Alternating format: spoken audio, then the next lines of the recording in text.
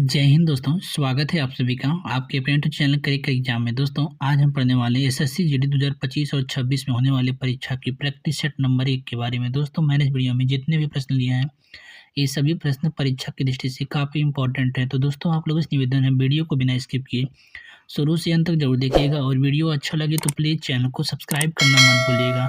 चलिए दोस्तों अपने प्रश्न की शुरुआत करते हैं और आज का हमारा पहला प्रश्न है, भारतीय संविधान के किस अनुच्छेद में समानता के अधिकार के बारे में बताया गया है? तो दोस्तों इसका राइट आंसर होगा ऑप्शन बी, अनुच्छेद 14 से 18। दोस्तों क्या किया गया है, समानता के अधिकार के बारे में बताया गया है। ठीक है, यदि हम बात करते हैं दोस्तों कि स्वतंत्रता के अधिकार के बारे में किस अनुच्छेद में बताया गया, तो अनुच्छेद 19 से 22 तक दोस्तों स्वतंत्रता के अधिकार के बारे में बताया गया। अगला है शोषण के विरुद्ध अधिकार। दोस्तों यह अनुच्छेद 23 से 24 के बीच बताया गया है। धर्म के स्वतंत्रता का अधिकार अनुच्छेद 25 से 28 के बीच बताया गया है।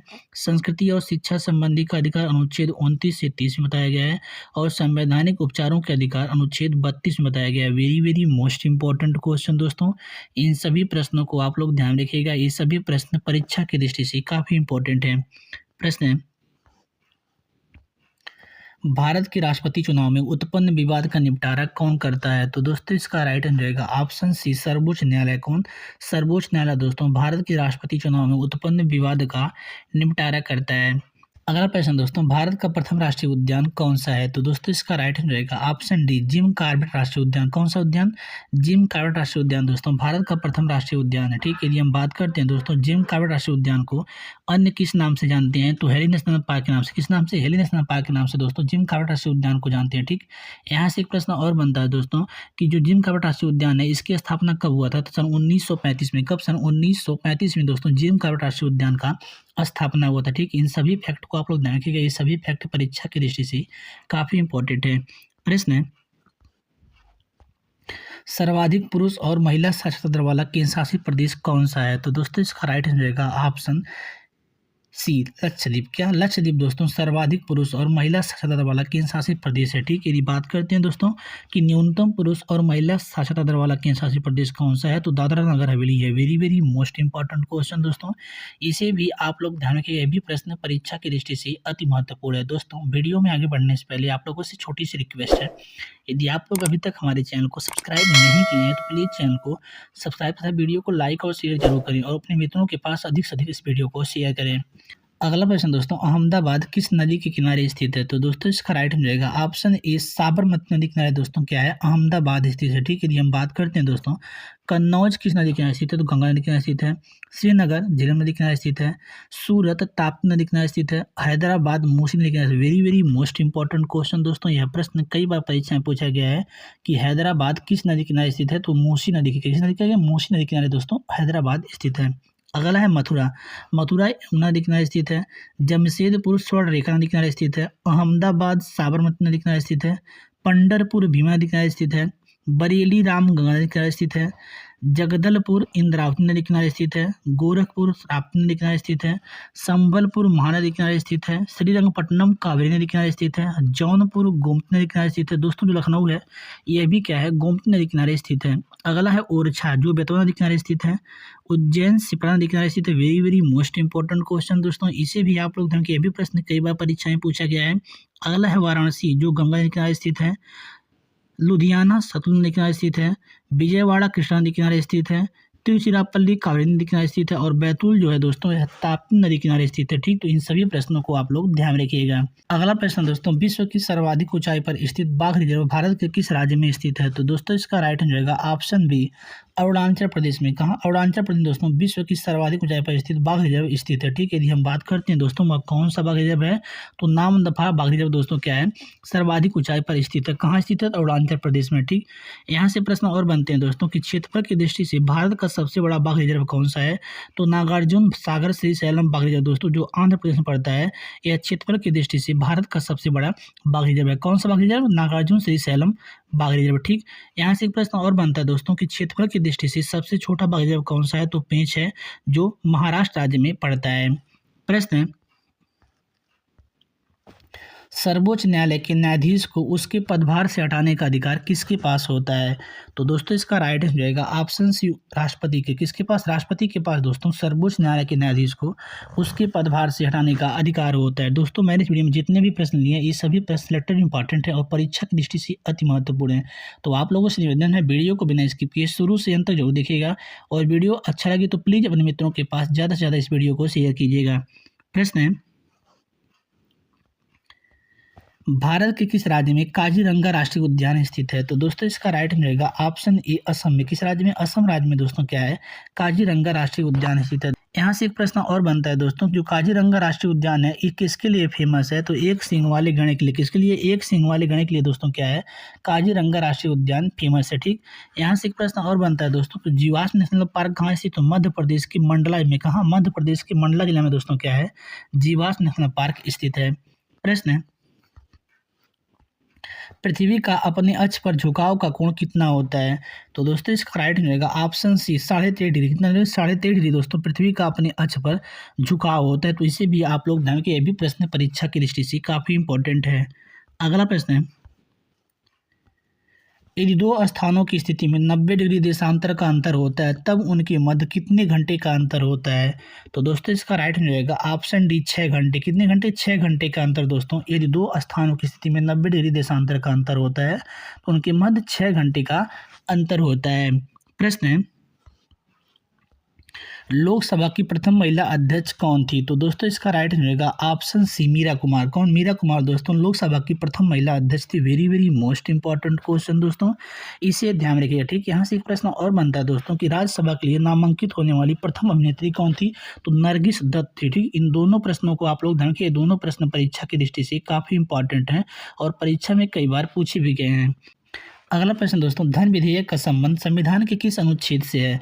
तो दोस्तों इसका राइट आंसर रहेगा ऑप्शन बी, अनुच्छेद 110 से। किससे? अनुच्छेद 110 से दोस्तों क्या है? धन विधेयक का संबंध है। ठीक है, यदि हम बात करते हैं दोस्तों, संसद का संबंध अनुच्छेद 79 से है, राष्ट्रपति का संबंध अनुच्छेद 52 से है, एक समान सिविल संहिता का संबंध अनुच्छेद 44 से है, ग्राम पंचायत का संबंध अनुच्छेद 40 से है, अस्पृश्यता का अंत किससे है? अनुच्छेद 17 से है। दोस्तों यहाँ से प्रश्न और बनता है कि उपाधियों का अंत किससे है? तो अनुच्छेद 18 से। ठीक, इसे आप लोग ध्यान रखिएगा। अगला है, सर्वोच्च न्यायालय की स्थापना का संबंध अनुच्छेद 124 से है, यूपीएससी का संबंध किससे? अनुच्छेद 315 से है, अखिल भारतीय संस्थान का संबंध अनुच्छेद 312 से है और राष्ट्रपति पर महाभियोग का संबंध अनुच्छेद 61 से। ठीक, इन सभी वेरी वेरी इंपॉर्टेंट क्वेश्चन को आप लोग ध्यान रखिएगा। प्रश्न है, लक्षद्वीप और मिनिकॉय के बीच कितने डिग्री का चैनल स्थित है? तो दोस्तों इसका राइट आंसर रहेगा ऑप्शन ए, 9 डिग्री। कितने डिग्री? 9 डिग्री चैनल दोस्तों क्या है? लक्षद्वीप और मिनिकॉय के बीच स्थित है। ठीक, यदि बात करते हैं दोस्तों मालदीव और मिनिकॉय के बीच कौन सा चैनल स्थित है? तो 8 डिग्री चैनल स्थित है। अंडमान और निकोबार द्वीप के बीच 10 डिग्री चैनल स्थित है। तो ये भी प्रश्न कई बार परीक्षा में पूछा जाता है, तो इसे भी आप लोग ध्यान रखिएगा। अगला प्रश्न दोस्तों, आग का आविष्कार किस काल में हुआ था? तो दोस्तों इसका राइट आंसर रहेगा ऑप्शन सी, पुरापाषाण काल में। किसमें? पुरापाषाण काल में दोस्तों आग का आविष्कार हुआ था। ठीक, यदि हम बात करते हैं कि पहिए का आविष्कार किस काल में हुआ था? तो नवपाषाण काल में हुआ था। ठीक, यदि हम बात करते हैं दोस्तों कि मनुष्य ने सर्वप्रथम किस जानवर को पालतू बनाया था? तो कुत्ता को। किसे? कुत्ता को दोस्तों मनुष्य ने सर्वप्रथम पालतू बनाया था। ठीक, यहाँ से एक प्रश्न और बनता है दोस्तों कि मनुष्य ने सर्वप्रथम किस धातु का उपयोग किया था? तो तांबा का। किसका? तांबा का दोस्तों मनुष्य ने सर्वप्रथम उपयोग किया था। ठीक, यहाँ से एक प्रश्न और बन जाता है दोस्तों कि मनुष्य ने सर्वप्रथम किस हथियार का उपयोग? कुल्हाड़ी का। किसके द्वारा? तांबा के द्वारा बनाई गई कुल्हाड़ी का प्रयोग दोस्तों मनुष्य ने सर्वप्रथम किया था। ठीक, तो इन सभी प्रश्नों को आप लोग ध्यान रखिएगा। प्रश्न है, हड़प्पा सभ्यता किस नदी के किनारे स्थित है? तो दोस्तों इसका राइट रहेगा ऑप्शन बी, रावी नदी किनारे। किस नदी किनारे? रावी नदी किनारे दोस्तों क्या है? हड़प्पा सभ्यता स्थित है। ठीक, यदि हम बात करते हैं दोस्तों मोहनजोदड़ो किस नदी किनारे स्थित है? सिंधु नदी किनारे स्थित है। चंगदोलो सिंधु नदी किनारे स्थित है। कालीबंगन घग्गर नदी किनारे स्थित है। कोटडीजी सिंधु नदी किनारे स्थित है। रंगपुर मादर नदी किनारे स्थित है। रोपड़ सतलुज नदी किनारे स्थित है। लोथल भोगवा नदी किनारे स्थित है। आलमगीरपुर हिंडन नदी किनारे स्थित है। सुतकोणगोर दास नदी किनारे स्थित है। बनमाली रंगोई नदी किनारे स्थित है। धौलावीरा लूनी नदी किनारे स्थित है और सोतकाह सादी कौन नदी के किनारे स्थित है। ठीक, तो इनसे भी आप लोग ध्यान रखिएगा। अगला प्रश्न दोस्तों, महात्मा बुद्ध ने अपना प्रथम उपदेश कहाँ दिया था? तो दोस्तों इसका राइट रहेगा ऑप्शन इस सारनाथ के ऋषिपत्तनम में। कहा? सारनाथ के ऋषिपत्तनम में दोस्तों महात्मा बुद्ध ने अपना प्रथम उपदेश दिया था, ठीक, जिसे हम धर्म चक्र प्रवर्तक के नाम से, किस नाम से, धर्म चक्र प्रवर्तक के नाम से दोस्तों उनके उपदेश देने को हम जानते हैं, ठीक। और किस भाषा में दिया, तो पाली भाषा में, किस भाषा में, पाली भाषा में दोस्तों महात्मा बुद्ध ने अपना प्रथम उपदेश दिया था, ठीक। और दोस्तों यहाँ से एक प्रश्न और बनता है कि महात्मा बुद्ध के गृह त्याग करने की प्रक्रिया को क्या कहते हैं, तो महान विस्क्रमण, क्या, महान विस्क्रमण दोस्तों महात्मा बुद्ध के गृह त्याग करने की क्या करते हैं, प्रक्रिया को कहते हैं, ठीक। यदि हम बात करते हैं दोस्तों कि महात्मा बुद्ध ने कितने वर्ष की उम्र अपना गृह त्याग किया था, तो 29 वर्ष, कितने वर्ष, 29 वर्ष की उम्र दोस्तों महात्मा बुद्ध ने अपना गृह त्याग किया था। प्रश्न है, बौद्ध धर्म के त्रिरत्न कौन कौन से थे, तो दोस्तों इसका राइट रहेगा ऑप्शन डी उपयुक्त सभी, यानी कि बुद्ध, धर्म और संघ ये सभी क्या थे दोस्तों, बौद्ध धर्म के त्रिरत्न, ठीक। यदि हम बात करते हैं जैन धर्म के त्रिरत्न कौन कौन से, तो सम्यक दर्शन, सम्यक ज्ञान और सम्यक आचरण दोस्तों क्या थे, जैन धर्म के त्रिरत्न, ठीक। यहाँ से एक प्रश्न और बनता है दोस्तों कि जैन धर्म के 5 महाव्रत कौन कौन से थे, तो सत्य था, अहिंसा, ब्रह्मचर्य, अस्तेय और परिग्रह दोस्तों ये जैन धर्म के 5 महाव्रत थे। प्रश्न है, इनकलाब जिंदाबाद का नारा किसने दिया था, तो दोस्तों इसका राइट रहेगा ऑप्शन ए भगत सिंह ने, किसने, भगत सिंह ने दोस्तों इनकलाब जिंदाबाद का नारा दिया था, ठीक।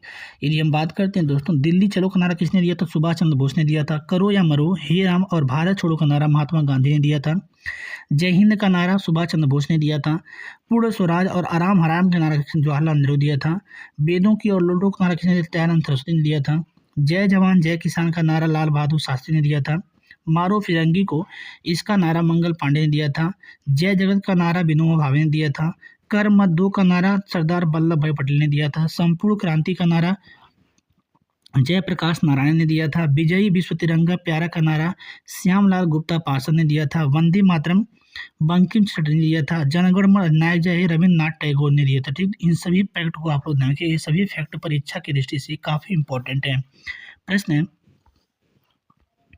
विश्व का सबसे बड़ा सिनकोना उत्पादक देश कौन सा है, तो दोस्तों इसका राइट रहेगा ऑप्शन बी इंडोनेशिया। कौन सा देश, इंडोनेशिया दोस्तों विश्व का सबसे बड़ा सिनकोना उत्पादक देश है, ठीक। यदि हम बात करते हैं दोस्तों एशिया का सबसे बड़ा घना वसा द्वीप कौन सा है, तो जावा द्वीप है। और लाल सागर और भूमध्य सागर को कौन सी संधि जोड़ती है, तो स्वेज नाहर दोस्तों क्या होती है, लाल सागर और भूमध्य सागर को जोड़ती है, ठीक। तो इसे भी आप लोग ध्यान रखिएगा। प्रश्न है दोस्तों, और आज का हमारा लास्ट प्रश्न है, भारत किस देश के साथ सर्वाधिक अंतर्राष्ट्रीय सीमा साझा करता है, तो दोस्तों इसका राइट हो जाएगा ऑप्शन सी बांग्लादेश के साथ। किसके साथ, बांग्लादेश के साथ दोस्तों भारत क्या होता है, सर्वाधिक अंतर्राष्ट्रीय सीमा साझा करता है। कितना करता है, 4096, कितना 4096 किलोमीटर दोस्तों क्या होता है, बांग्लादेश सीमा साझा करता है, ठीक है। यदि हम बात करते हैं दोस्तों सबसे कम किससे सीमा साझा करता है, तो अफगानिस्तान से, और कितना, तो 106 किलोमीटर दोस्तों अफगानिस्तान के साथ भारत सीमा साझा करता है, ठीक। इन सभी प्रश्नों को आप लोग ध्यान रखिएगा, ये सभी प्रश्न परीक्षा की दृष्टि से अति महत्वपूर्ण है। दोस्तों आज का हमारा वीडियो आप लोग कैसा लगा कमेंट करके बताइएगा, और वीडियो अच्छा लगा तो प्लीज़ चैनल को सब्सक्राइब करना मत भूलिएगा। मिलते हैं किसी अन्य वीडियो में, तब तक के लिए धन्यवाद।